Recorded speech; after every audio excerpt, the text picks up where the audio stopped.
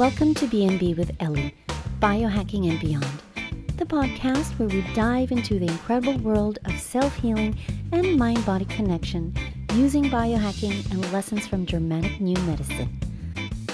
Welcome everybody to this episode of B&B with Ellie, Biohacking and Beyond. And I'm so excited to introduce my guest today. He is the author of the scintillating, game-changing, paradigm-shifting book, Terminal Cancer is a Misdiagnosis, and his name is Danny Carroll. Hi, Danny. Good morning, good afternoon, Ellie. How are you? I'm good. Thank you so much for giving us the time to address the Filipino GHK community. And of course, it's a no-brainer that we will get to talk more about your amazing book and the background stories. But what I'd really like to start with, as I have with other guests, is your personal backstory. What do you think were the breadcrumbs you followed since childhood that led you to where you are today and all the juicy in-between stories? Okay, so I spent the first 25 years of my life living in London. My dad's Irish, my mum's English, but I grew up in London, which is why I have the Irish spelling for my name. I've been in India for 28 years. I came to India on a 6-month posting, and I've been here ever since. My cousin carried out our family tree and discovered that for the last 300 years, one of my family has moved from the UK. Every third generation has moved from the UK to live in India, and I'm the third generation again. So there's an element of karma involved, I believe. On reflection, I mean, we know how hostile the West is to Dr. Hummer and his medical discoveries. So with the benefit of hindsight, I never could have done what I've done in terms of nearly 2 decades of medical research if I was not living in India. So my guess is that there's a reason I'm here. So things sort of, the pieces of the puzzle sort of start to fall into place. But my journey of studying health and wellness and looking for the holy grail of health and wellness didn't start until I was in my early to mid 30s. Up until that point, I was just an average dude, following life and doing things that everybody else does. But in 2004, 2005, I had a friend in Bombay who was diagnosed with cancer.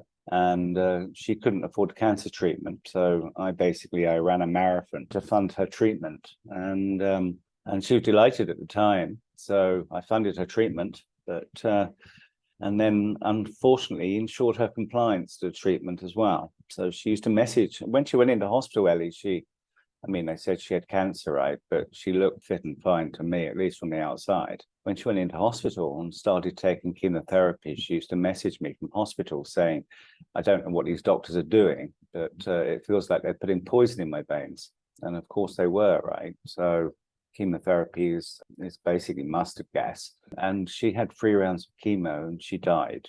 Right. And at the time I was devastated. I both funded her treatment and ensured her compliance to the treatment. So I felt a great deal of responsibility for her passing. She was only in her early 60s. So at the time, I swore that I would search the ends of the earth to find a better solution to cancer. And essentially, that's what I've spent the last 2 decades doing. Yeah, thank you, Dr. Oh gosh, here I go again, calling you Dr. Danny. Oh, okay.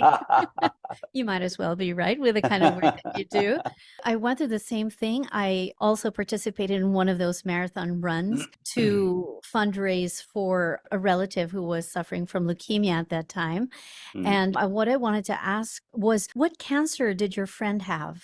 Honestly, Ellie, I don't remember. I mean, it was metastasized something, multiple location. I really don't remember what type of cancer she had. Gotcha. And is this the time that you found GNM-GHK, or how did that come about? Oh, no. It took me, I don't know, 7 or 8 years of searching. When I started on my journey, I studied everything that had a promise of a solution. So, I spent, I think, the best parts of 10 years studying nutritional healing. I studied the Bach flower remedies, which is an emotional healing system from the UK. I studied energy healing, I studied spiritual healing, and I got up to, if you go online, you'll find, I did a TED presentation on nutritional healing, I think in 2010.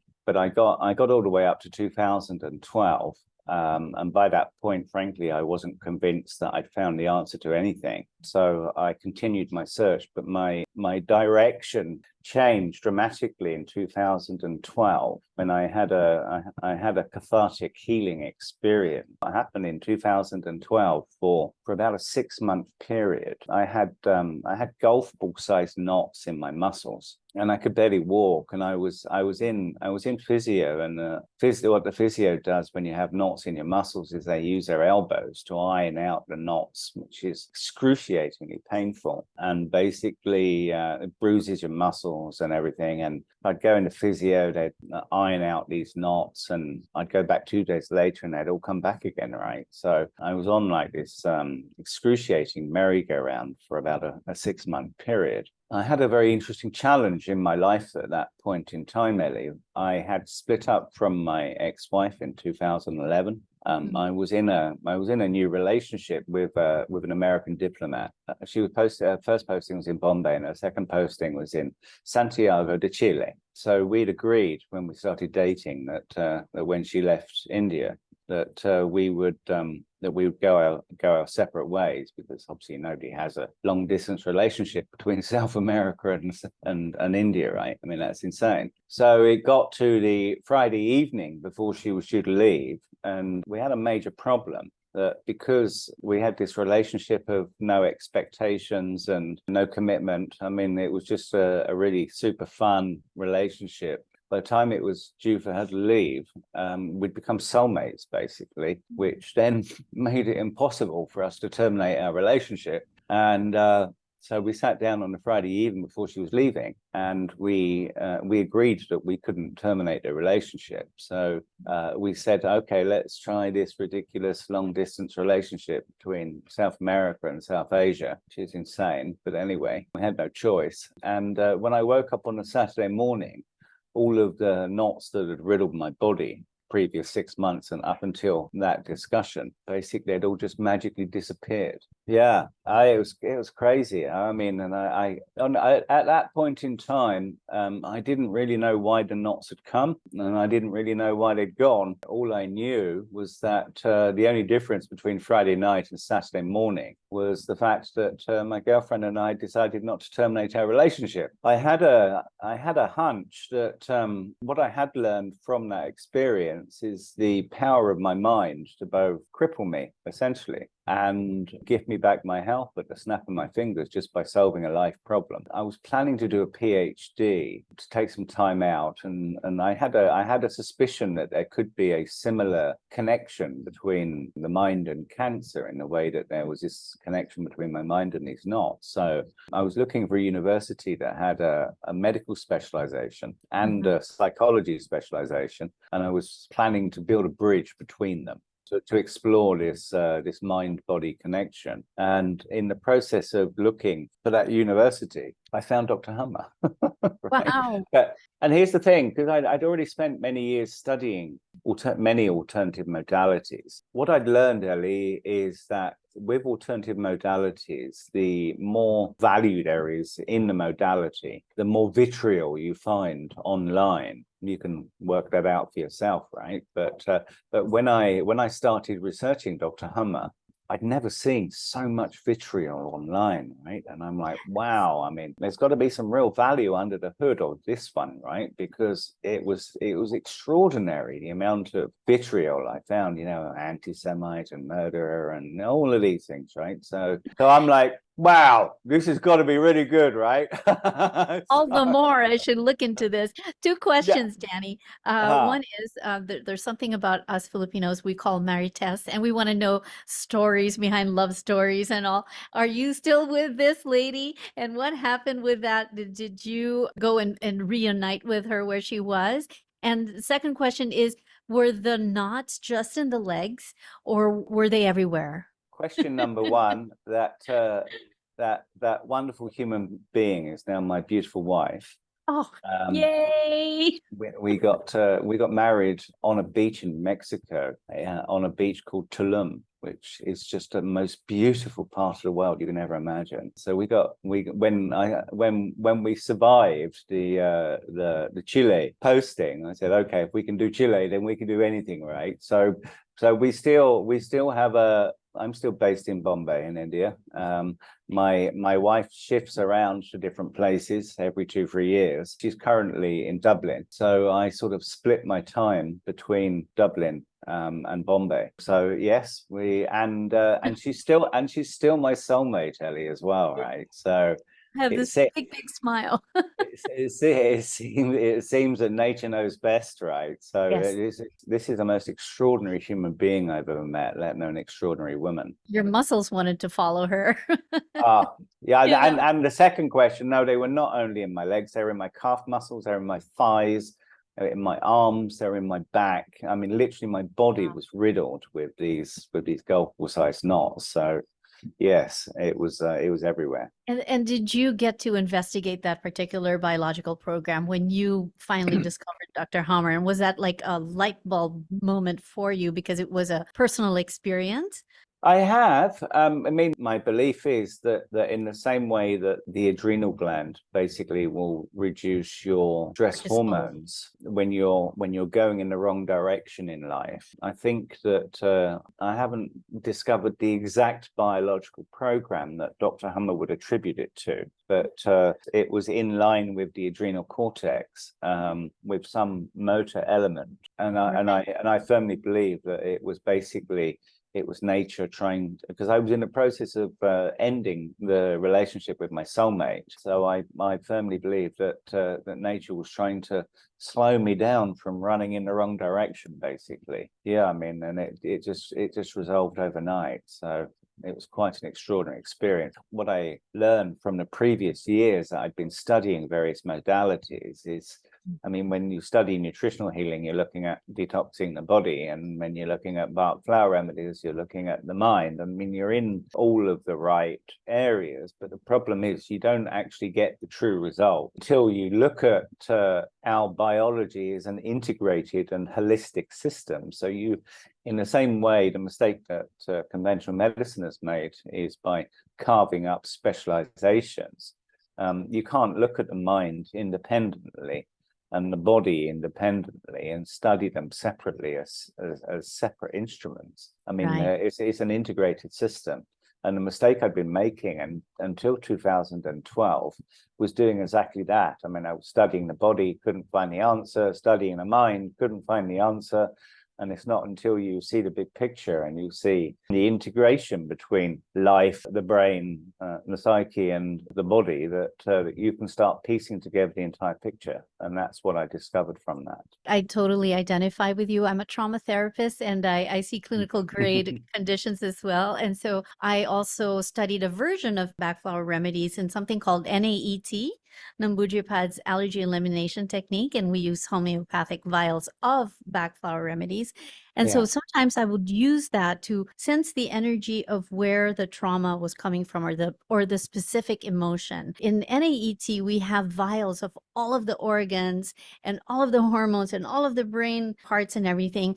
Even with that, it's still nebulous. When I found GNM GHK, it was like, oh my gosh, I don't even have to guess. I just have to go straight to the point, and that's it. And then target it with a sniper's rifle, right? And the big surprise for me, I mean, one of the filters that I learned to use along the journey was basically looking at the modality to find out whether it was a system of symptomatic treatment or whether it was a causal therapy. In day one in business, we're taught you can never solve a problem by addressing the symptom, right? You can only ever solve a problem by addressing the cause. Now, for some reason in the healthcare, we do not apply those same standards of problem solving, and we only address the symptoms. So I knew that conventional medicine was a system of symptomatic treatment. What I was not aware, and I learned along the journey, is that basically all established forms of alternative treatments are also systems of symptomatic treatment. I mean, you know, in nutritional healing, we're detoxing the body, which is the symptom. You know, in homeopathy, we're looking at the environment of the symptom. In embarked flower remedies, we're looking at the emotion of the symptom. But none of these modalities are specifically identifying the life cause of the problem in order to address it. So when I discovered Dr. Hummer's body of work and realized that it was a causal therapy, I'm now 11 years into studying it, testing it, learning it in order to make sure that it is the real deal. And in 11 years, it's never been wrong, Ellie. It's just quite extraordinary. Wow, that's crazy. The nearest I've been to causal therapy was in my training in emotional freedom technique, or EFT, where they Okay. and other energy medicine, or what they call energy psychology, where they look at ACEs, or adverse childhood experiences, and it's like a 10-point questionnaire, and they use it as a way to just kind of test whether you've had adverse experiences in childhood. And they correlated it with, if you score 4 or above, you have a 70% chance of getting into, what you call behavioral disturbances, or addiction, alcoholism, and all of that. So that was the closest that I got to that. And I kind of integrated that into my work, to always look at what happened in childhood whenever we have, a client who's already an adult and displaying behavioral disturbances, what we know as constellations. And that body of work is just insanely amazing. I Thank you, agree. Dr. Hummer. But problem is, Ellie, that narrows your work down to like 99% of the population, right? Because we've all I know. life has a tendency to put you through the ringer a bit, right? I think we've all had some form of childhood trauma one way or another, right? Yes, in fact, they call it the obligatory conflict when you are, this age and that age. Well, yes, it's quite interesting. That is true. So I'm very fascinated with your journey. I'm very, actually, what I'd like to know is, what do you do currently for work? Are you still doing GHK? But I know that you started off quite differently. I mean, or your line of work is very, very different from GHK GNM. We would expect somebody doing that would do. Yeah, so I don't hold it against me, but I'm a lawyer by education. Luckily, I never officially practiced law, although it's always been very helpful. From a work perspective, I've spent the last 30 years basically in either strategic management consulting, asset management, and I spent the last 10 years in venture capital, working on investing and building early stage startup companies.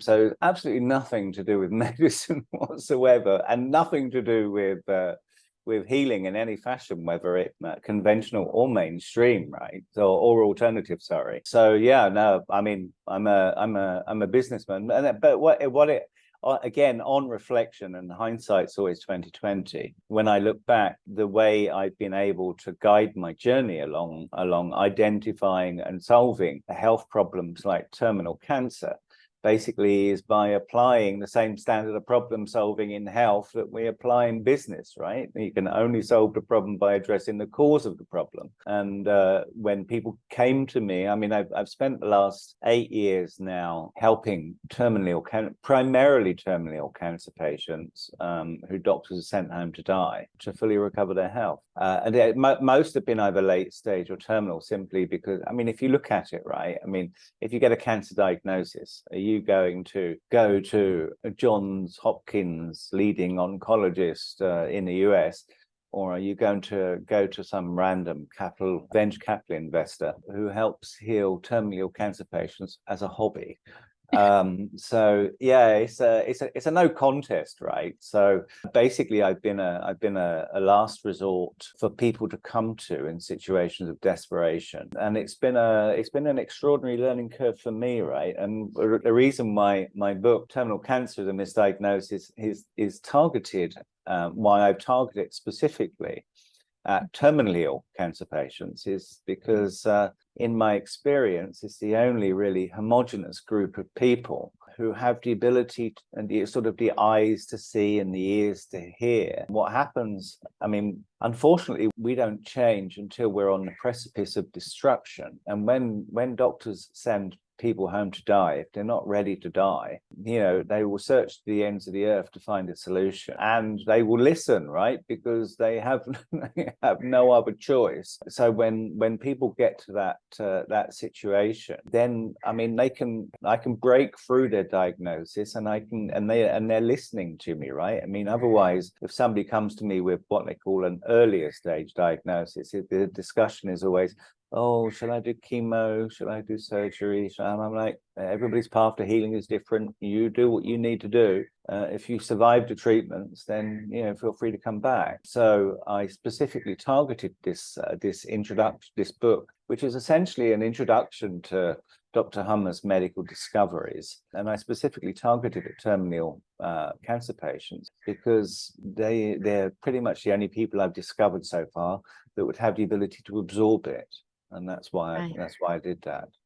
Right. And I do have GHK consultations, and some of them are terminally ill or stage 4 or different cancer patients of varying stages. What I find very challenging, and I would like to pick your brain about this, is how do you manage the healing phase where there's, blood and purulent bacteria, where it looks so scary and it looks like they're going to die, and it can cause a disfigurement conflict, but it's basically to just tell them that you have to let nature's process and wait for it and be patient. But have you encountered that, and how were you able to sort of attenuate the fear around that? So, yes, I have on many occasions. And what I found is that all you have to do in any situation is, number one, explain the journey of what's going to happen. First, this is going to happen, then this is going to happen, then this is going to happen, so that you prepare people for what's going to come. Explain to them. So if they've had a lung cancer diagnosis and they start coughing up blood, or they start coughing up pieces of alveoli, mucus, and all of those type of things that happens when the lungs are healing from lung cancer, for example, all you have to do is you have to explain to them that this is what's going to happen. This is why it happens, and this is nature's design. There is nothing to be scared of. Same if they've had a colon cancer diagnosis. Obviously, when they start passing blood in their stool, then they freak out, right? Now, they freak out because they don't understand nature's design or nature's process. They don't realize that blood in your stool is essentially no different to when a woman has a menstrual cycle and bleeds from her vagina, right? I mean, it's just tissues being added and tissues being removed. When you can explain that to people in simple terms, and you can impart the knowledge to them of exactly what nature is doing, then you remove the fear out of the process, because number one, they expect it to happen, and when it happens, they understand why it's happening, and when they get to that point, they can pretty much peacefully go through the process. I mean, of course, there's some pain and inflammation and all of those or whatever. I mean, I can guide most people to downgrade or switch off pain. So I help them to manage the symptoms, and then support the process with things like Dr. Hummer's healing music to downgrade the healing crisis and to get them through the healing process, to expedite it as quickly as possible. And the combination of knowledge and things like Dr. Hummer's healing music, you can really achieve amazing things. Absolutely. Thank you so much. I do all of the above, and I love Mein Studentin Mädchen. It's like one of the things that I just give, you need to listen to this now. I sleep at night. I sleep at nighttime with it, Ellie, right? So wonderful. Yes. I mean, it's free healing. Yeah. I mean, I'm sure I've got some I know I have, because I've seen my brain CT scan, right? But so I know I've got some fairly heavyweight conflicts in the territorial areas in my brain. So I sleep with it just to help downgrade those conflicts, just to reduce the chance that if I ever resolve any of them, it's not going to take me out. That's right. Same. I do have a couple of consolations. I love your analogy about a woman's menstruation. It's kind of like the same thing. What I usually say is, hey, we all came from tumors. Pregnancy, the birth is an epic crisis, and it looks ugly, it's bleedy, and it's mucousy and all of this stuff. But it's part of a biological program, much like what you're going through. And if you can accept that you came from that, then you should be able to accept that cancer's healing program will include the same kind of pain, the same kind of, bleedy, mucousy kind of program, right? So it's part of life. Yeah, I mean, when you explain to people how tissues added and tissues removed, or Yes. tissues removed and then tissues added, and what causes it and why it happens. I mean, particularly I know in a first meeting with somebody who's received a terminal diagnosis, essentially in that first meeting, what I have to do is I have to pull them out of the death trance that the doctors have put them in, right? So if I know in that first meeting, if I can successfully snap them out of that death trance and I can understand, connect what's gone on in their life and connect it to the health challenges they're facing, and guide them in terms of what they need to do to either downgrade or resolve those conflicts. If I'm successful in breaking that death trance, they won't die. If I'm not successful in breaking that death trance, then they will die. And I've had experience of both. So I know immediately whether I'm going to be able to help somebody or not. I do too, actually. It comes with Yeah. implicit knowledge and experience, and somehow we're able to read the situation based on. Absolutely. Yeah, for sure. Yeah. Danny, did you ever meet Dr. Hummer? Did you ever have the privilege of learning from him? And I know you also learned from Ilse-Dora Laker. Yeah. I did not personally meet Dr. Hummer. I had a number of email exchanges with Dr. Hummer. And in fact, one of the promises that I made to Dr. Hummer before he sadly passed was that I would help to translate his books into English. Now, I spent about 2.5 years. He's got a book on breast cancer that's like 115,000 words long, and it's like a 600-page book on breast cancer. And I spent about 6 months, about 2.5 years with a group of 4 translators, basically translating that to English. I don't know what happened, but I got 97% completed on translating that book. And then Dr. Hummer's wife pulled the plug on the project, and I never really got an explanation as to why. She said at the time that there was another translator working on it and they'd completed it, which I was very happy about. So my original journey, Ellie, my plan was to spend the rest of my life translating Dr. Hummer's many books that he's written, laying fallow at the moment, into English to help get to share that knowledge. I mean, the breast cancer book is quite extraordinary. When Dr. Hummer's wife pulled the plug on that project, then that's when I decided to move into writing my own books, and that's the journey I started in 2021. I exited my venture capital fund, and I decided to go full time into writing books on Dr. Hummer's medical discoveries. My objective now, I mean, you and I both know that studying Dr. Hummer's medical discoveries, I mean, can be a very, very challenging journey. I've been on this for 11 years, and I honestly feel like I've barely scratched the surface, right? I mean, it's still so much more to learn. The vast majority of our population is not, if you get a cancer diagnosis, are not going to spend 11 years to try and work out how to solve a problem, right? So the sad thing is that to the vast majority of the population, Dr. Hummer's medical discoveries are not accessible. My plan is the first book that I published, Terminal Cancer and Misdiagnosis, that's an introduction to Dr. Hummer's body of work. But I'm planning to now follow that with a 500+ book series, which will be one book on each disease. And the idea is, here's my learning. When I wrote Terminal Cancer and Misdiagnosis, I wrote and rewrote that book.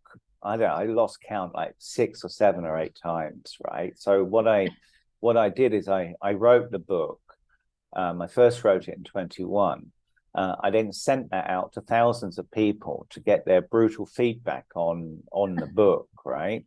And then I got truckloads of it, right? So I even had one medical doctor that I sent it to who just replied in all caps on an email that said, "Do not publish this book." Not surprising. So then, I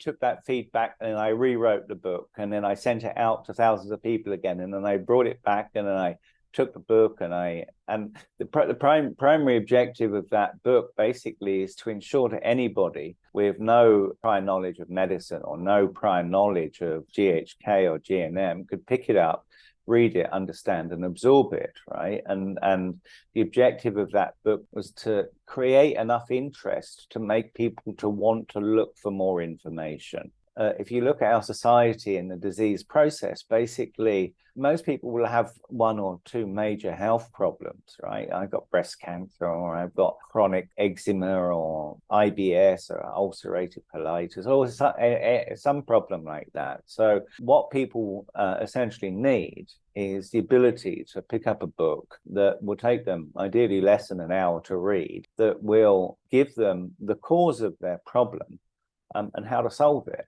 right? And written in a way that anybody with a fifth standard education can pick up the book and read it and understand it and action it, right? So I'm in the process of we're in the end of Breast Cancer Awareness Month, right? So this is my book on breast cancer.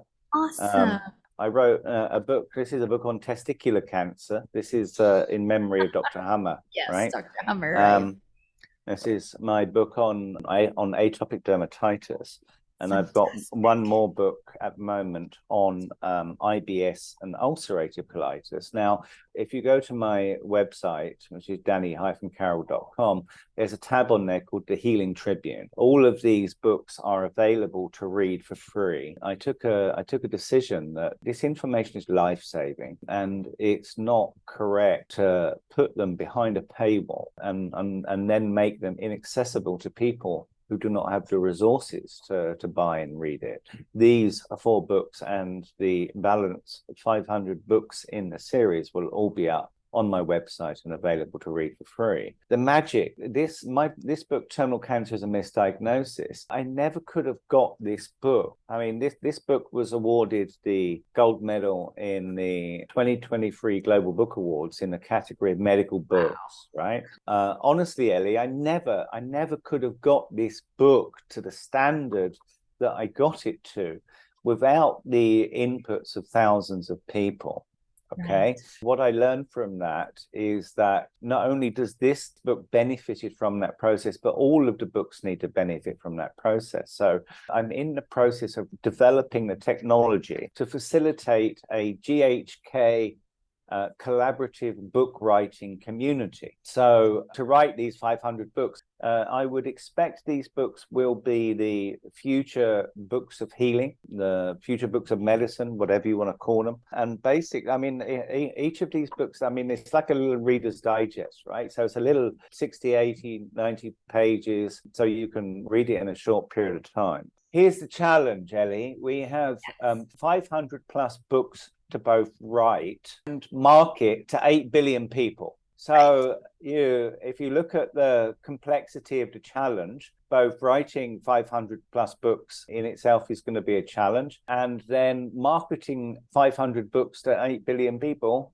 all have different diseases and stuff, in itself is going to be a huge challenge. So what I'm setting up is all of these books, right, are being written under what's called a Creative Commons license. Okay, now what that means in practice is that anybody can take this information and make their own book and then market the book in their own name. So the plan is build in this collaborative book writing community to get as many both GHK practitioners as well as people who are not familiar with the subject, right, to come in and write these books, okay, and then take these books and build their own author brand. To write a book and publish it, and if you want to do it right, typically will cost you more than $50,000, right? Which I discovered recently. And that would be beyond the means of the vast majority of both GHK practitioners and the community. So what I'm doing is making these books available to people come in, contribute, they help, they write, they edit them, and then once the book is being completed, everybody can take away a copy of their own book, and instead of having Danny Carroll written on here as the author, then Ellie, your name is on here as the author. And what this does, what I've also discovered recently, Ellie, is that when you authored books on a subject, what happens is it gives you, in the perception of the world, greater authority in the subject. So if we can get lots of GHK practitioners to come in and help to write the books, and then take away the books and build their own author brand. So if you have somebody who comes to you with breast cancer, all you do is say, oh, okay, firstly, read my book on breast cancer. So your name is down here as the author. When your client has read your book on breast cancer, number one, they'll understand the cause of their problem and how to fix it. And number two, they will come to you as an authority on the subject, because you are the author of the book. Right now, if we can get hundreds or thousands or tens of thousands of people, okay, with these books as the author of the book, there'll be community written and community marketed. If we have 1,000 or 10,000 people, 10 people in the Philippines, and I don't know, 100 people in India, and 100 people in America, and 100 people in Europe, and 100 people in Africa. So marketing these books to their local communities, then we can significantly increase the speed that we can populate this information. And these books are designed to make Hummer's discoveries accessible, right? So anybody with a 5th standard education can pick these up and read them, understand and absorb them, which is why even in the community, we need lots of people with no knowledge of the subject. Number one, they'll learn the subject, but number two, somebody with no knowledge of the subject asks questions, or they'll say, Danny, I don't understand what that means. Us GHK practitioners, we tend to talk in a language that that often people don't understand, right? So when you get people and say, Danny, that doesn't make sense, I don't understand it, then what it does is it forces you to rewrite it so that it's in simpler terms, to add more case studies, add more examples, so that it makes it easier. And we ensure that these books can be read by anybody. Now, to fund the cost of the production and the marketing costs of 500 books, unfortunately, I do not have deep enough pockets in order to fund that. At the moment, I'm planning to do a book a month, which will mean 12 books a year, 500 books. That's somewhere about 40 years it's going to take in order to write these, unless we can find a way to write and edit them quicker. So what I'm going to do is I'm building a platform, a collaborative book writing platform that allows everybody to edit and change and make suggestions and changes to the books. Okay, I'm adding to that platform 41 hours of GHK training material that was done by Helmut Pilhar. And I'm also putting in a Facebook type community so that we can have one IBS community, one breast cancer community, one lung cancer community. So people can come in and decide which books they want to come and help and write. And ultimately, whoever comes into the community will be able to take all of the books away. It will be a subscription platform, because I need the subscriptions in order to cover the cost of writing the books and marketing the books. This book cost me over $50,000 to write. With a small monthly subscription, you can take away a ready-to-publish book that you're the author of for a small fraction of what it costs in order to write and publish a book, and you will get 12 books a year. So everybody on the platform will have 12 books a year that they can take away, that they will be the author of which they would have contributed to writing anyway. So there is no one author of the book. They're community written books and community marketed. So if you're marketing your books in the Philippines, and I'm marketing my books in Bombay, and we got one in Delhi and one in New York and one in London and one in every major city in the world, then we can get this information out to micro communities with far greater speed and efficiency and a much lower cost to the entire community.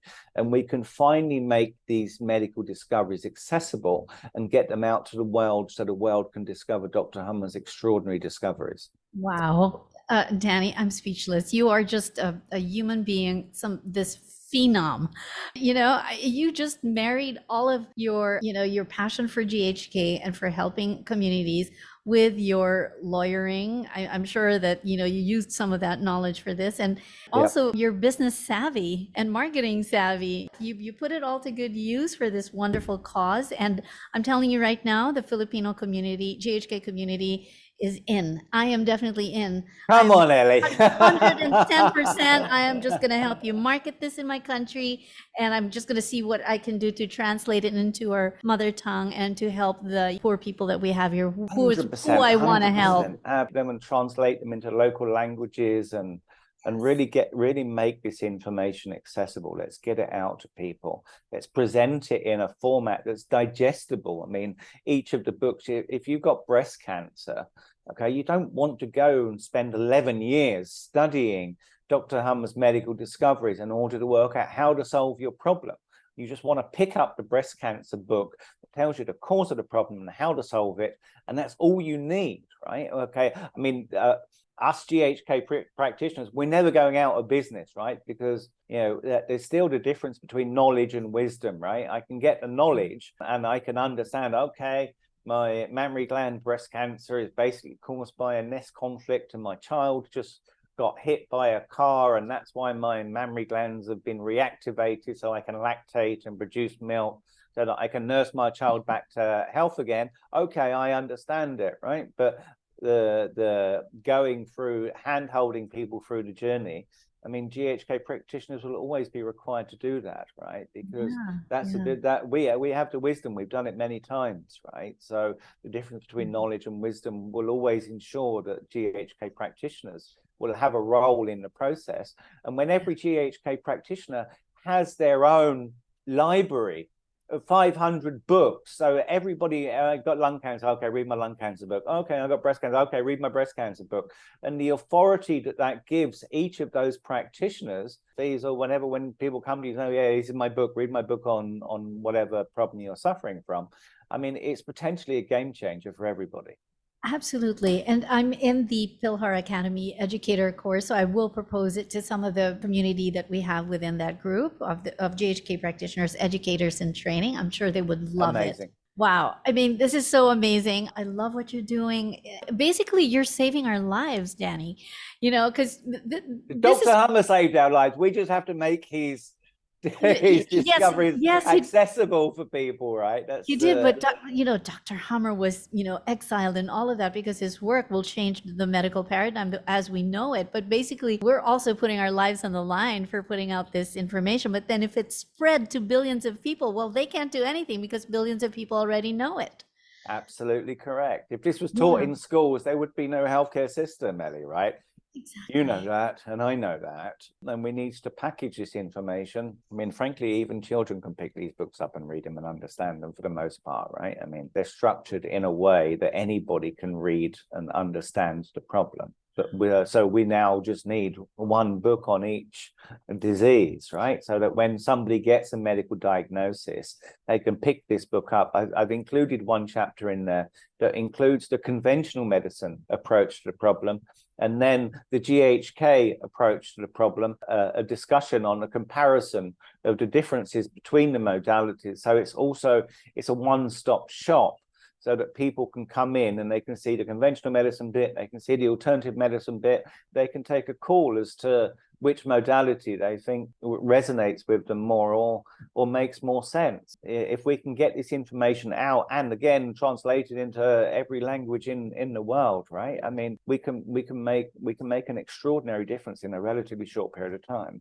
Thank you in advance for changing the world as we know it. Of course, thank you, Dr. Hummer, right? But this year has really shown an explosion in the information of Dr. Hummer's work, and with people like you. And of course, we know that there's some unfortunate events. We don't know what happened with the translating and all of that. I somehow see that as a blessing, Because Yes, ever since that happened, the information became more accessible, ironically. So maybe it had to strange. happen, right? It had to happen, right? I mean, well, Yeah. everything always happens for a reason, Ellie, right? I mean, and you don't, again, hindsight's 2020, right? You don't realize what's going on until you get to look back on it, right? If I had have spent the rest of my life translating Dr. Hummer's work, which was obviously the original plan, then I never would have got on to project making those medical discoveries accessible, right? So now I moved on from that project, and I'm just sitting there thinking, right, okay, what needs to happen here, and making these discoveries, translating them into a very simple English and packaging them in small bites, so that if I have a breast cancer problem, if I first use GHK to solve my breast cancer problem, the next time when I get a lung cancer problem, what am I going to do? I'm going to go back to GHK to use GHK to solve my lung cancer problem. And I'll keep coming back. And as I keep using it for solving problems and reading one small book at a time, then over time, as my experience grows, my personal experience of using this modality in order to be able to heal myself, which obviously is the only way that people can heal, then over time we'll build up a small army of people that will be, through word of mouth, recommending this to friends, family, etc. Maybe for a period of time we can make a significant impact with this. I tell you, your book is like, it's like my brochure. Every time I have a client or anybody asking about GHKG and then we're coming for a consult, I'm always like, you got to read this book. It's only $2 on Kindle. It's a 2-hour read, and it's worded in such a way that it's so easy to absorb. You have really gotten that down pat, where you made it simple to understand what's going on and to be able to consume it in a short amount of time. Because, God forbid people are, sit down and read a book for like 5 hours. They want a 1-hour read. They want a 2-hour read, and that's it. And, get everything that they need to get in that short time. You did a great job. It was hard. It was actually really hard work, right? I mean, I spent 2 years rewriting a book. I mean, the actual content of the book is still, I think, not more than 60 pages, right? So, I mean, the total book with all the front matter, back matter, everything is still sort of, I think, less than 15,000 words. I worked really hard to keep it as short and concise and to the point as possible, especially when people have late stage cancer diagnoses, etc. I mean, they don't have a lot of energy, right, in order to be able to start absorbing amounts of information. That's why I wanted to try and keep this short, and it seems I was quite successful at that. So it's quite a short book. 2 questions. You said you were going to translate Dr. Hummer's book. Are you fluent in German, and how or why?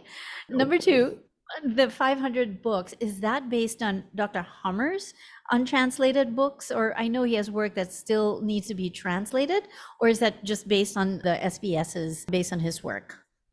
So answer to your first question is no. I do not speak German. I put together a team of very capable translators, English to German translators. So that was how I was translating that book. The second book, I mean, basically is based on SBSs, right? So it's actually based on disease diagnoses, right? So the breast cancer book, for example, includes both the mammary gland and the milk ducts, right? So when you get a breast cancer diagnosis, the key thing of the title and the subject matter of the book, as far as possible, is how a doctor would diagnose it.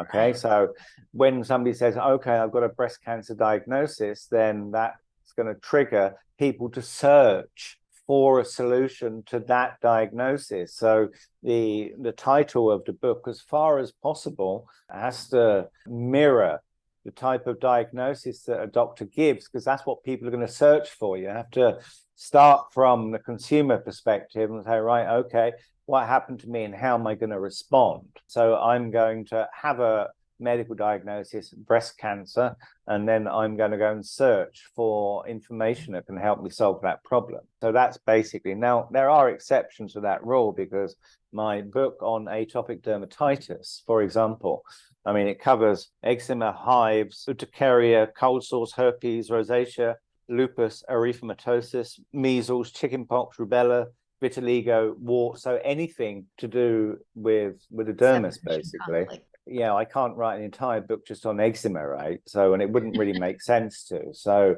what I've done in the dermatitis book is I've sort of bundled together the issues that affect the dermis, and but that can evolve over time as well. I mean, you know, this is a learning journey, but That this would this be this epidermis and dermis, right? Separation and attack, conflict, and feeling soiled would be no both all the skin no stuff, or just dermis? just, just the epidermis.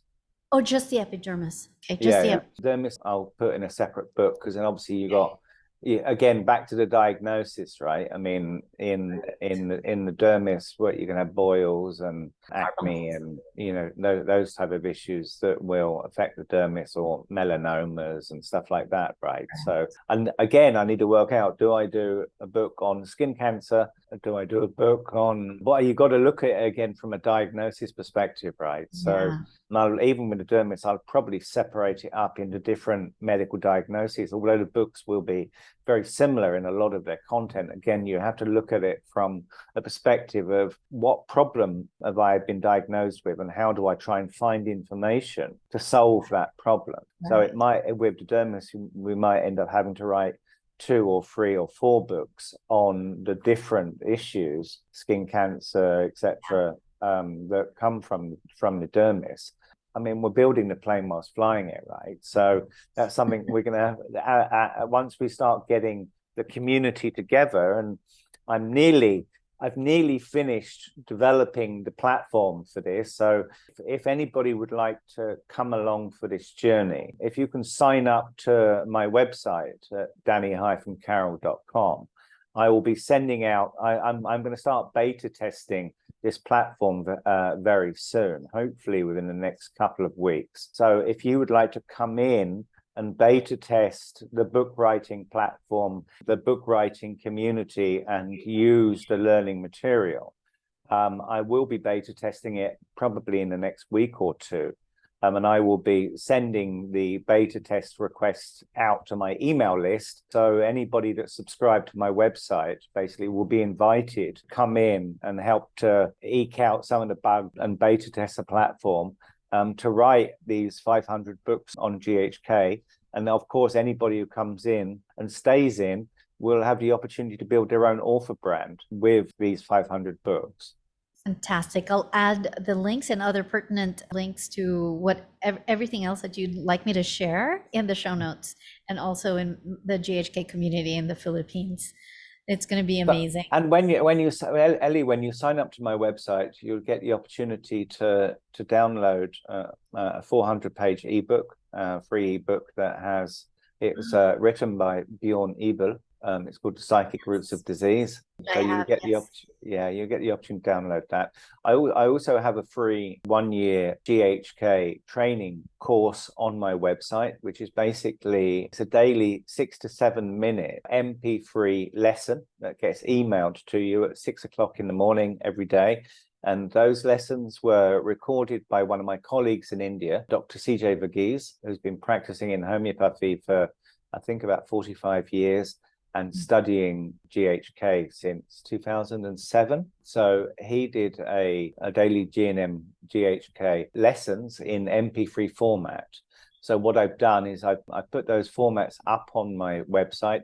When you sign up for it, you basically get every day 6 to 7 minutes of learning on GNM/GHK. So that's also really good to sign up for. And it's good, you learn slowly over time, right? So if you keep drip, then you learn a little more. And as you learn slowly over time, then it helps you to really start understanding Dr. Hummer's medical discoveries again with just like a 6 to 7 minute a day commitment in MP3 format. So you can sign up for that on my website as well. Thank you so much for that. And this doctor, does he have a website or information on how he marries GHK GNM with homeopathy? I practice both. We have homeopathy in the Philippines, and somehow 95% of my practice in homeopathy was set aside when I saw GNM GHK, but it's still my first go-to whenever a client needs some support. I go to homeopathy. So I would love to see if there are any cases that he has to share. Yeah, so Dr. Varghese website at the moment is globalgnm.com. You can go and sign up for that. All of the voice clips are up. Like if you want to binge the voice clips, then you can just go to the lessons, and you can just, there's 400 odd voice lessons up there. You can go to globalgnm.com. That is currently morphing, and the URL of that will change to globalghk.com. So in India, we have a group of practitioners that Dr. Varghese set up, that was originally Global GNM, now Global GHK. The leadership team have recently taken a decision to change everything in terms of our content into Global GHK instead of Global GNM. We had one of the members of our group recently, because he was using GNM instead of GHK, basically had his offices raided. Yeah. So the advice we've given out, if you use healing knowledge rather than these people who raided his office came in looking for medicines, right? Because he was practicing Germanic new medicine. And Right. when they came in, they're like, okay, where are the medicines? He's like, we don't use medicine. He's like, okay, why do you call it medicine if you don't use medicine? Which is a very valid question. So Yes. we've strategically taken a decision in India that we will now only use healing knowledge and not new medicine, which is in accordance with Dr. Hummer's wishes anyway. Everything is in the process of being transitioned from GNM to GHK in India, and going forward, we will only use GHK.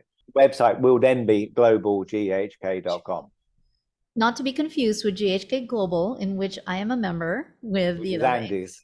Yeah. Yes, with Andy and everyone, the English speaking word pretty much. So, okay, good, noted. I will add all of those links. So I've taken so much of your time, and usually I already kind of know the answer to this. My final question is usually, if you had a magic wand and this magic wand clicked in this ideal world, what would that world look like for you? That world would look like Dr. Hummer's medical discoveries would be taught to children from the time that they could learn to walk or talk. The first thing, in the same way we teach children languages, they should be taught how their body functions biologically, what causes their health challenges, and how they can learn to fix it. If that was taught to us from the time we could learn to speak, and we grew up with it as an inherent part of our culture and our education, we would be living in a very different world where everybody would learn to heal themselves, and it would be quite a beautiful place, and we'd live in a place where there'd be no fear of disease, right? Which would good for some, not good for all. I'm sure the pharmaceutical lobbying would disagree with this, but yeah, I mean, it's a great gift to humanity that Dr. Hummer has left behind. Now all we have to do, Ellie, is really take that and make it accessible so that anybody with no prior knowledge of Dr. Hummer or his medical discoveries, when they have a negative health diagnosis, that we can create a small book for them and ensure that we have enough presence of enough people around the world to make sure that it can get to them when they need it. And that's the challenge we have going ahead, that I'm going to take on for as long as it takes to get these 500, 600, whatever number of books it is that we have to write in order to be able to make Dr. Hummer's medical discoveries accessible to the world so everybody can start learning them. Thank you so much. You're not alone in this endeavor. You have the support of the Filipino GHK community. I assure you that, Danny. Thank you That's so amazing. much. We hope maybe we can have you again on the podcast, maybe Oh months yes, from anytime, now. anytime. It would be an absolute pleasure. I mean, Terminal Cancer book is just the first of 500, 600, 700 book series, right? So there's lots to do. I need all of the help and support that I can get. We need to build a small army of health freedom warriors who are going to go out there, and once we have these books in a form that can be distributed, that we get hundreds or thousands of GHK authors who can share this book with their clients and get these information spreading around to every corner of the earth. And if we pull together as a community, I think we'll be able to do that, and with some speed. I think so too. Thank you so much. This is going to be a lifelong collaboration with you, and hopefully Absolutely. generations to come. Absolutely. Yeah, I mean, I'm planning once we get up and running, I'm planning to do a monthly podcast call where we review the book written that month. So as soon as I get the platform ready, the first book we'll do is on IBS and ulcerative colitis. If anybody would like to join me, sign up to my website. I'll keep you posted. Hopefully the beta test will be in the next week or two, hopefully a week. I'm finalizing the platform for it now. Come along, come in, test drive, come and take the platform for a test drive during the beta testing. Help me to get it to a point where it really can deliver for us as a community. And we can then really go out and change the world, Ellie, and make it a better place. Yes, we can. Oh my gosh, 110% with you there. So you've got our support, Danny. Thank you so much for this endeavor, this effort, for spearheading and blazing the way and being such a change maker who's so brave. My gosh, we couldn't have hoped for a better leader in this movement. Yeah, I've got the biggest bodyguard in town, Ellie, so it's fine. I mean, Yes. I should have died many times already, and I haven't. So I know. Oh my gosh, you are so guided, because this is it's a divinely guided journey, Ellie. Trust me. divine. I mean, Yeah. every time I get to a place where I can't solve a problem, Yeah. I mean, especially I'm building a tech platform, and I'm a complete Luddite with technology, so I've had some major challenges to overcome, and each time I get stuck, the solution just falls into my lap. Right? It's been really quite extraordinary. It gives me goosebumps. Right? It's been quite an extraordinary Wow. journey. Maybe we should have another podcast episode just to talk about all of that and, to inspire people to just keep going. Keep going. Absolutely. Yeah. I mean, we've got to get the truth out there and help people to really understand that it's only possible to heal yourself, and you can only heal yourself by addressing the cause of the problem, and there's no second option. Exactly. And I was thinking about the SBSs, but what about constellations, right? Right now, my work is very much concentrated on constellations in adults and kids with needs, kids with different abilities. And if we had this in schools, if we had this work in schools, it would help a lot to attenuate or to downgrade conflicts immediately so that these severe symptoms that we're seeing may be addressed with this information. Yeah. And we need a book on every constellation, right? I mean, ultimately the community will have to decide the priority of the books that we write based on its prevalence in society. I mean, we'll need a book on Dr. Hummer's work on Down syndrome, right? And we need a book on autism, and we need a book on, schizophrenia and bipolar. And so these are all books that the community needs to cover. So once we start building that community and getting people together, I mean, we can decide which are the most important books to write next, and then prioritize the impact that we can make on the world as quickly as possible. And constellations, of course, also need to be covered. Yes, definitely. Okay, I'm definitely in that area. That's my expertise. Yeah, in kids with needs. And I've been using the modalities that I've been using for past few years. But when I added GHK into it, my gosh, clinching. I mean, amazing. Game changer, right? It was a game changer. Just amazing. I mean, I probably wouldn't start off in the early stages with constellations. I mean, frankly, I'm still work in progress in understanding, particularly the territorial area constellations, right? I mean, and that's what Dr. Hummer called higher math, and it's really not a simple subject to get your head around. So I would personally leave those till at least a little way down the line. Yes. At least understand the organ level and the major issues that we can help people understand to address. The territorial area constellation, I mean, that's a piece of work to really understand, right? I mean, the course of conflicts and the stacking of conflicts and complex, right? Really complex. Yeah. Thank you, Dr. Hammer. My gosh, how he collated How did he work this stuff out, right? I don't know. 60,000 CTs, 30,000 patients. But you raise a good point. And that is why I had Andy on this podcast, and she is teaching constellations. She is, because she did take it with Helmut last year. And then she is going to first teach a very basic knowledge of the 5 biological laws of nature in GHK, and then go into constellations and also form a community around that so that we can have an exchange of discussions and case studies and all of that. So that I think would be a good foundation before we kind of jump into constellations later on, you know? That is the Yeah. deep end, right? That is a deep end. Yeah. Oh my gosh. I even find, you know what's funny, Danny? I find cancer so much easier than constellations. I'm like, oh, cancer, Exactly. that, Exactly. that's easy, Yeah. you know? Piece of cake, Yeah. right? Constellations, my golly, I know. amazing. It's yeah, I've had some experience with constellations. I've had some success with constellations, but hey, it's a tough nut to crack. Yeah, I mean, it really is complex. Yeah, I mean, and I'm still, I honestly, I still, and it's one of the areas I feel I still have an awful lot to learn.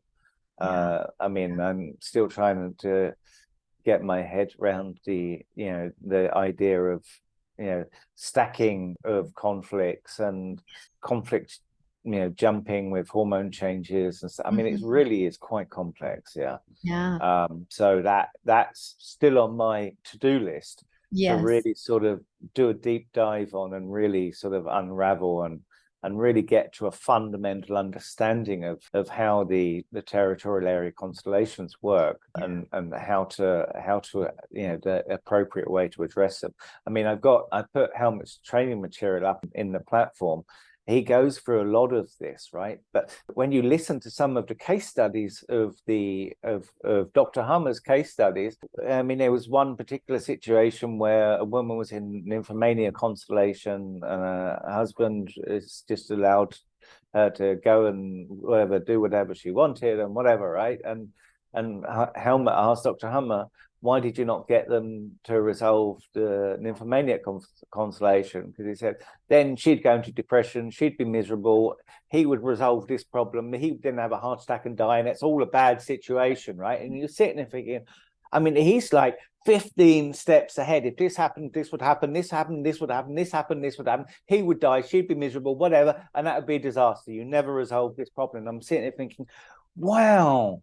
I mean, who would ever be able to understand 15, 20 steps ahead of exactly what would happen given a certain situation? And that's what Dr. Hummer used to do, right? And I'm sitting there thinking, wow, I know so little about this that I just need to stay away from these areas. Yeah. The beautiful part about it is the CT scan reading, which only Dr. Hummer really did, and a few people on the planet right now, very few, where he can predict.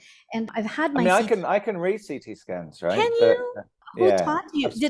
Ilse teaches during the practitioner's course, 2015, I think. Ilse teaches the basics of reading a brain CT in her class, and I've spent the last 8 years going through. I mean, I've gone through like hundreds of CTs and developing my knowledge on how to read the CT. I mean, I'm nowhere near Dr. Hummer's level, obviously, right? Yeah. But I have spent the last 8 years learning. I still have probably another 20, 30 years of learning to get to a point where I really understand them, right? But it is something that I'm well in progress. So I do. Okay. And the great thing in India, Ellie, is a brain CT will cost you like $30. And you can walk into any diagnostic lab without a prescription and get a brain CT done, right? I mean, it's not like, I mean, in the West, you need 15 prescriptions from 20 doctors, and you need to leave a kidney behind in exchange for your brain CT, right? Because it's so expensive. In India, literally they're $30 or $40, right? And you get it, and you can, without a prescription, you can walk into a diagnostic lab, you can have a brain CT done, you can walk out in less than an hour with your CT in hand, and it costs you like $30, right? I mean, it's really truly extraordinary. So the availability of or the ability to access and get brain CT scans in India is like miles and miles ahead of the West, right? So I mean, I've had people that have come to Bombay for a holiday, spent a few days here, come in, got their brain CT done, gone back to Europe. It costs a fraction of what it would have cost to have done in Europe. They get a holiday out of it, and they get a brain CT done, and they have their consultation, and they go back to Europe. Yeah, I mean, truly extraordinary. So It's yeah, it's about $100 in the Philippines, and while we still need, a doctor to kind of write it out, it's pretty easy to get here still compared to the West. I mean, it's so insane the way they do it out there. But the CT, I had my CT scan read by a mentor in Croatia. You probably know who he is. I'm not sure, but he was taught directly by Dr. Hammer. They read about 800 to 1,000 scans together. My deep constellations, I go to him for consultation so that he could guide us in like what to look for next. And it's interesting the way he reads it, and he got it directly from Dr. Hammer, the style in which to interpret the condition as the big picture as a whole. And sometimes, as a practitioner, you kind of want to cure. I want to see how I can resolve this. And I've had him look at some constellations and say, just like what you said, is just keep it. There's no need to, don't touch it. It's the way she's been since she was 5 years old. It's her behavior, it's her pattern. And it's fine. We can just maximize or improve her relationship with her husband, but simply there's nothing wrong with it. I'm like, okay, good. And this is a patient or a client with a postmortem constellation, but an nymphodepressive. And so there is that part where just keep her there. Okay. Yeah. Then it makes sense. And the CT, having that CT is just amazing. So the educators in training will have it available only in 2 years. It's basically to deepen our understanding of GHK before we get into clinical GHK. And it will be taught to everyone, not just Pilhar Academy students, but everyone, as long as you take a test and you pass the test. So that's what I love about this teacher who's going to teach it. There's no politics involved. Right. Yeah. So maybe we need to connect separately on that, and I need to work out how to learn from him as well, right? Because absolutely. I still have tons to learn on. I've learned a lot, but I still have an awful lot more to learn. So definitely. And Danny, do you take consultations online? Can we put that on the show notes, or at the moment, no.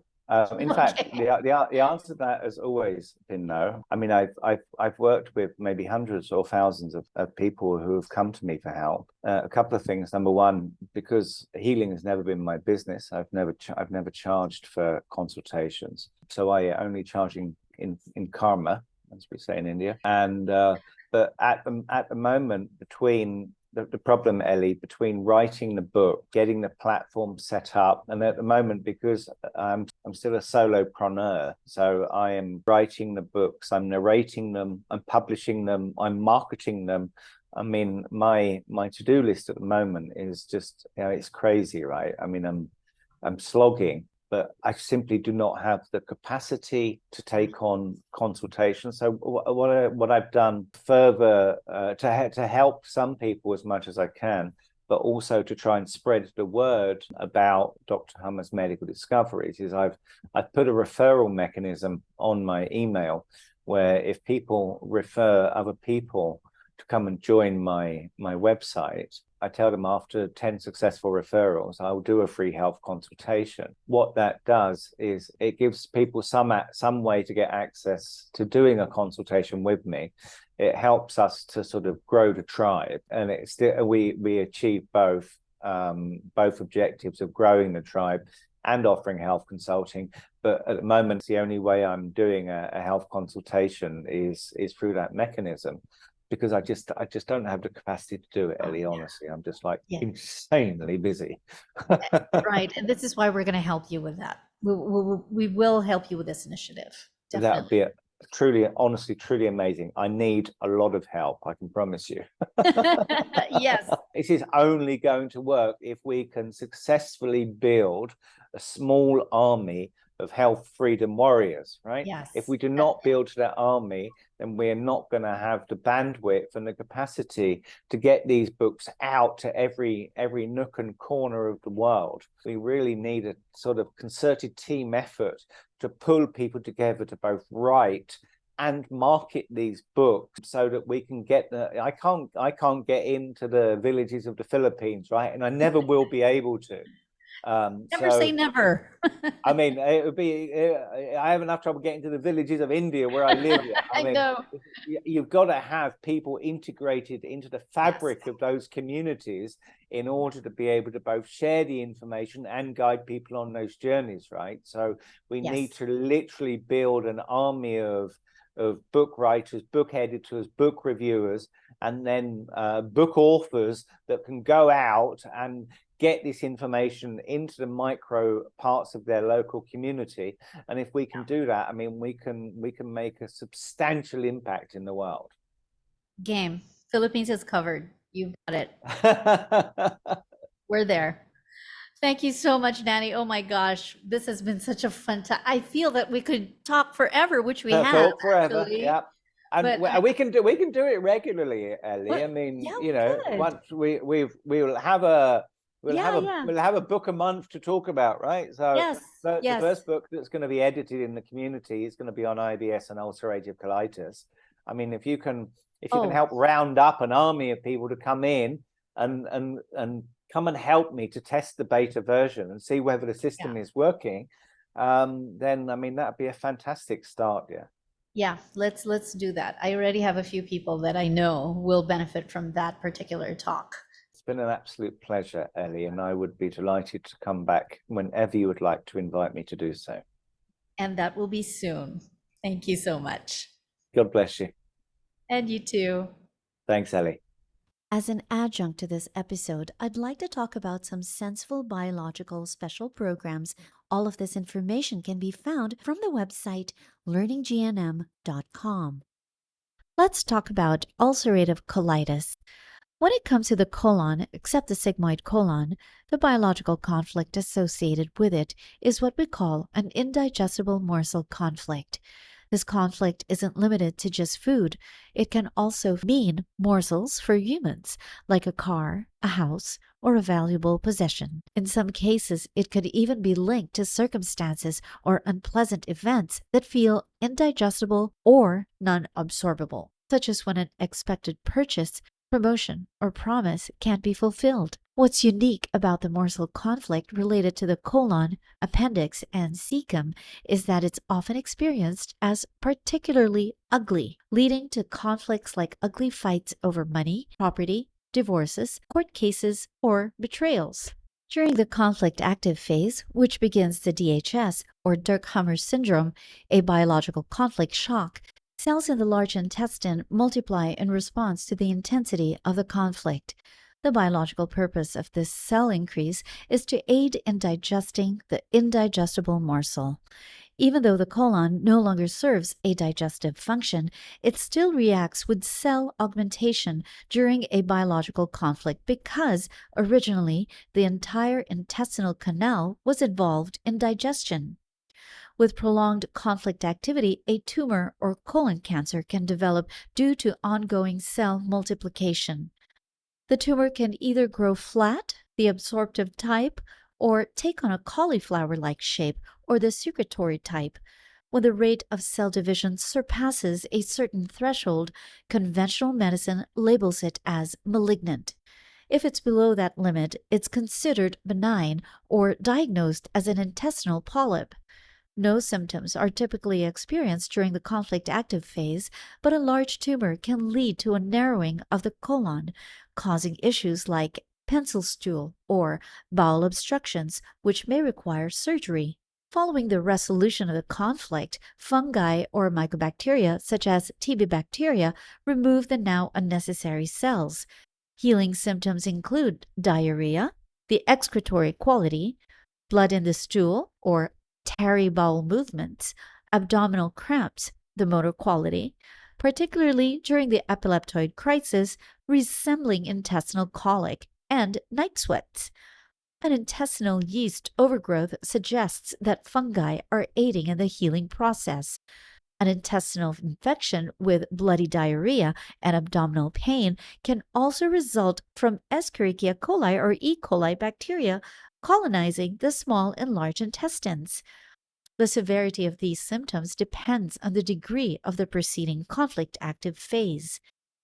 If the necessary microbes aren't available upon conflict resolution, often due to excessive antibiotic use, the additional cells persist and eventually become encapsulated.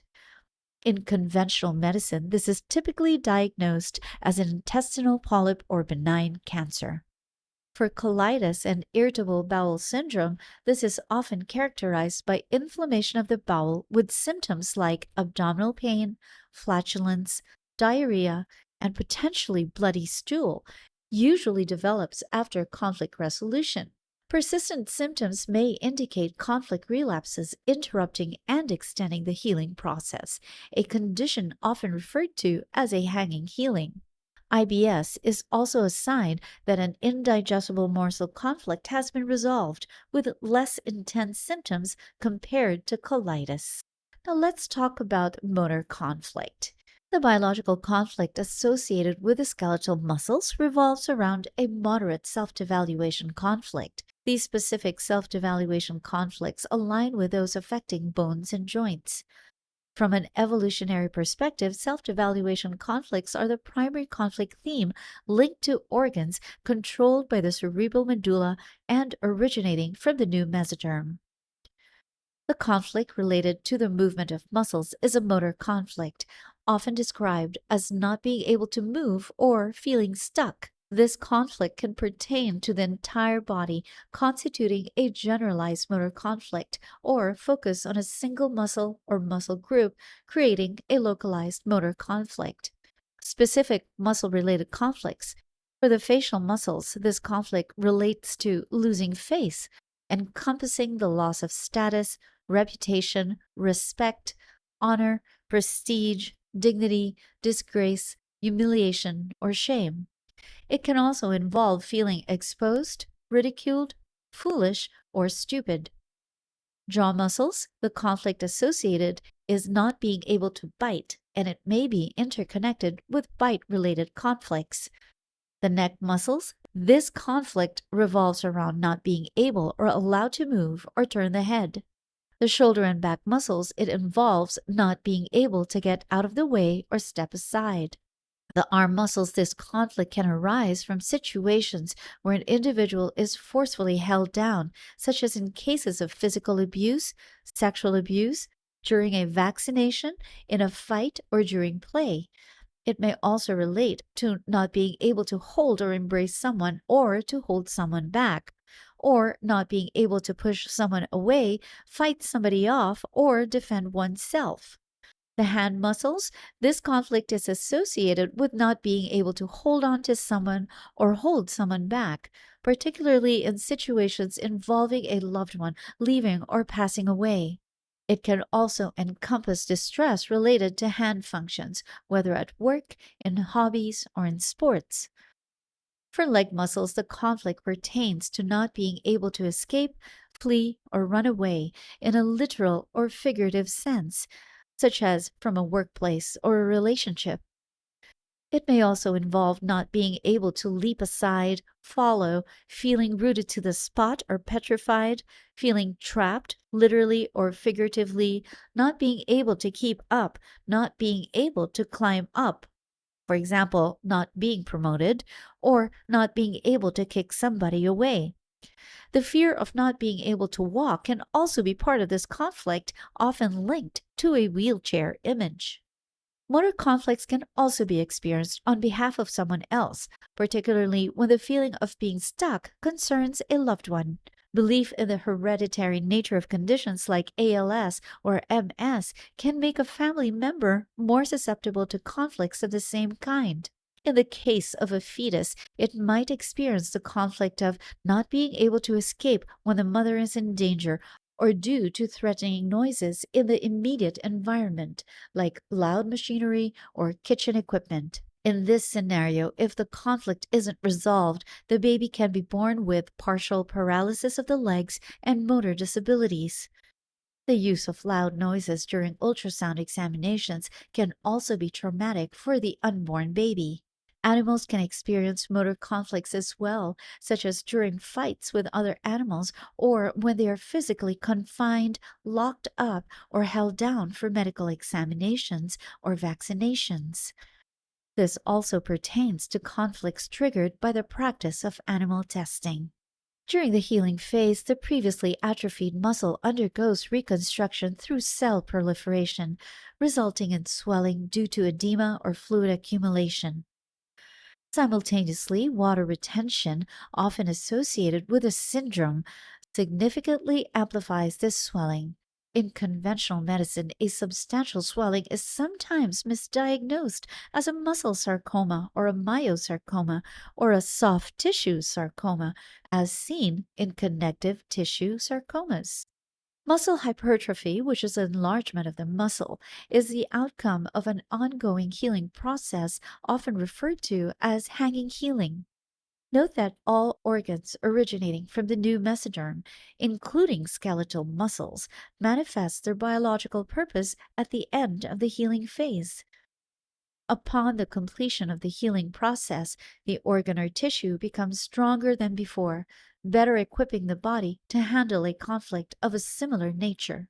The swelling experienced during this phase renders the muscle stiff and tense, accompanied by pain that can range from mild to severe, depending on the intensity of the preceding conflict active phase.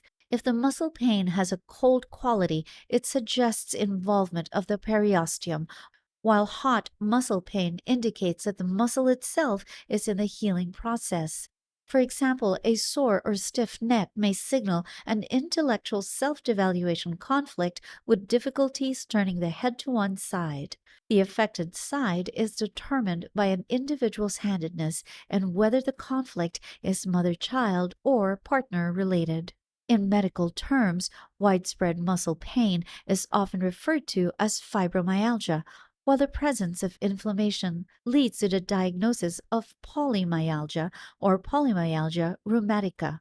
In Germanic New Medicine, both fibromyalgia and polymyalgia indicate a prolonged healing process of a generalized self-devaluation conflict affecting the entire person. Conventional medicine also associates overall muscle pain with chronic fatigue syndrome or myalgic encephalomyelitis. The persistent fatigue is often attributed to an Epstein-Barr virus infection, which has also been linked to mononucleosis, characterized by swollen lymph nodes in the neck. From the perspective of the second biological law, chronic fatigue is a symptom that occurs during any prolonged healing phase or vagatonia. The adrenal cortex constitutes the outer layer of the adrenal gland and, like the adrenal medulla, is responsible for hormone production. Notably, it produces stress hormones such as cortisol and aldosterone, in addition to androgens. The release of cortisol from the adrenals is regulated by the adrenocorticotropic hormone, or ACTH. In evolutionary terms, the adrenal cortex has its origins in lymphatic tissue and stems from the new mesoderm under the control of the cerebral medulla.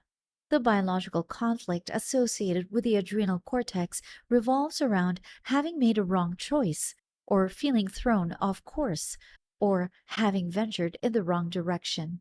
It signifies a conflict related to decisions or choices. During the conflict active phase, there is cell loss or necrosis in the adrenal cortex, and the extent of this loss is proportionate to the degree and duration of the conflict activity. The primary biological purpose of this tissue loss is to reduce the production of stress hormones, compelling the individual to slow down on their perceived wrong path. Consequently, the person experiences feelings of stress and fatigue due to low cortisol and aldosterone levels, which differs from other conflict active phases where increased energy is the norm due to the release of cortisol associated with a fight or flight response. This state of insufficient steroid hormone production is known as hypoadrenalism or Addison's disease. Just a note, whether the right or left adrenal cortex is affected depends on a person's handedness and whether the conflict is related to their mother-child relationship or their partner's side. During the healing phase, an adrenal cyst forms at the site of the prior necrosis. In PCLA, or the healing phase A, adrenal cells multiply inside the cyst to replenish the tissue loss from the conflict active phase. At this point, the cyst is diagnosed as adrenal cancer, in contrast to adrenal cancer related to the adrenal medulla. According to the 5 biological laws, these new cells should not be considered cancer cells as they represent a restorative process. Within 9 months, provided there are no conflict relapses, the cyst hardens and becomes an integral part of the hormone-producing function of the adrenals. This is a common pattern seen in various organs and tissues deriving from the new mesoderm, where they strengthen after healing, preparing the body for a similar conflict in the future. Of note, in intense conflict active phases, an adrenal cyst can grow significantly, leading to an excess production of adrenal hormones known as hyperadrenalism. This can result in conditions like Conn syndrome with an overproduction of aldosterone or Cushing's syndrome with an overproduction of cortisol. Cushing's syndrome symptoms may include a round-shaped face or moon face and weight gain, particularly in the trunk, neck, and upper back. If an individual is simultaneously conflict active with abandonment or existence conflicts, water retention can cause a puffy face and increased weight gain. This is often referred to as the syndrome or KCT, kidney collecting tubules conflict. The symptoms of Cushing's are essentially side effects of corticosteroids, making iatrogenic Cushing's syndrome quite common due to the widespread use of these drugs. The adrenals also produce androgens which are responsible for hair growth in areas such as the face and chest. In women with Cushing's, the excessive production of androgens can lead to extra facial and body hair. A sizable adrenal cyst can exacerbate this and result in excessive hair growth, a condition known as hirsutism. After listening to this, head over immediately to Danny Carroll's website at danny-carroll.com and subscribe to Danny's newsletter. You'll receive a confirmation notification by email and a download link to Bjorn Eibel's GNM reference book, The Psychic Roots of Disease. This is always one of the books I refer to when clients consult with me. Download it and refer to it as your bedside GNM guide. Aside from that, you'll be receiving notifications on Danny's book spreading initiative open to everyone who would like to be free from fear of death and disease. Let's continue to support Danny. Follow him on Amazon and buy his book, Terminal Cancer is a Misdiagnosis, which recently won the 2023 Global Book Award Gold Medal in the medical category. Leave a review so it gains more widespread acclaim. This book can save 1 life or 2. Heck, it can save maybe millions. Join the initiative to change the world, one biology at a time. Learn Germanic New Medicine while you're healthy. This is the true way to gain health sovereignty.